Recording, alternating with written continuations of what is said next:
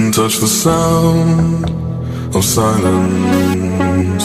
And in the naked light I saw 10,000 people maybe,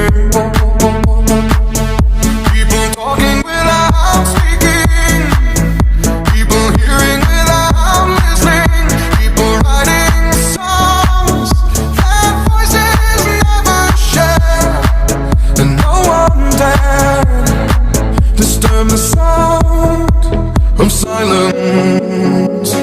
Fool said, you do not know. Silence like a cancer grows. Hear my words and I might teach you. Play my arms and I might reach you. But my words, like silent raindrops, fell